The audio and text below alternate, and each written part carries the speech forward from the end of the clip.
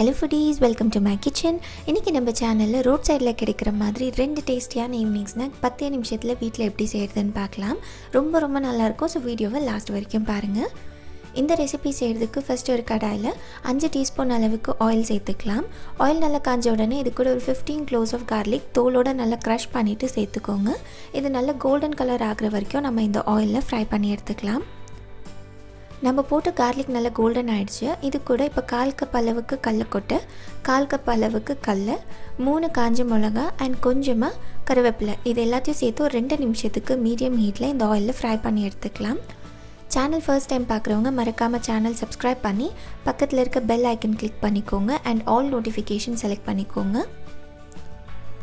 கடலைக்கொட்டையெல்லாம் நல்லா ஃப்ரை ஆன உடனே இது கூட 1/4 டீஸ்பூன் அளவுக்கு turmeric powder, 1/4 டீஸ்பூன் அளவுக்கு chilli powder, 1/4 teaspoon sambar powder, 1/4 teaspoon chaat masala, 1/4 teaspoon chicken masala and இந்த ரெசிபிக்கு தேவையான அளவுக்கு உப்பு இது எல்லாத்தையும் சேர்த்து ஒரு 30 செகண்ட்ஸ்க்கு லோ ஹீட்டில் நம்ம நல்லா ஃப்ரை பண்ணி எடுத்துக்கலாம். இந்த ரெசிபி பிடிச்சிருந்ததுன்னா மறக்காமல் லைக் பண்ணுங்கள்.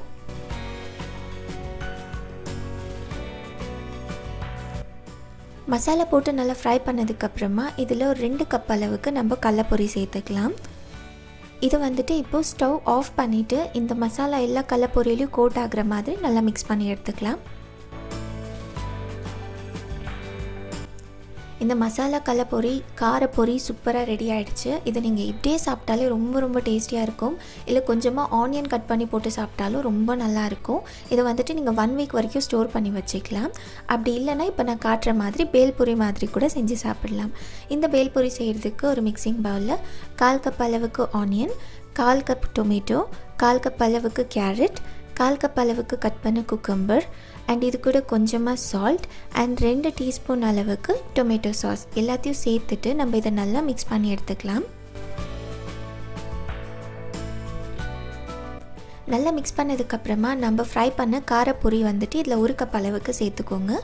அது கூடவே கொஞ்சமாக கொத்தமல்லியும் சேர்த்து இதை வந்துட்டு நம்ம நல்லா மிக்ஸ் பண்ணி எடுத்துக்கணும்.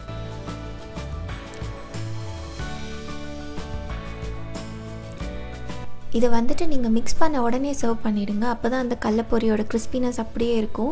சேம் ரோட் சைடில் கிடைக்கிற பேல்பூரி மாதிரியே இருக்கும். லைட்டாக கொத்தமல்லி மட்டும் கொஞ்சமாக போட்டு நீங்கள் சர்வ் பண்ணலாம். ரொம்ப டேஸ்டியான ஒரு ரெசிபி ஸ்ட்ரீட் ஸ்டைலில் கண்டிப்பாக வீட்டில் ட்ரை பண்ணுங்கள். இதே மாதிரி நிறைய ஈஸி அண்ட் ஹெல்த்தியான ஸ்நாக் ரெசிபி பார்க்கணுன்னு நினச்சிங்கன்னா மறக்காமல் சேனல் சப்ஸ்கிரைப் பண்ணிக்கோங்க அண்ட் வீடியோ பிடிச்சிருந்ததுன்னா லைக் பண்ணி காமெண்ட் பண்ணுங்கள்.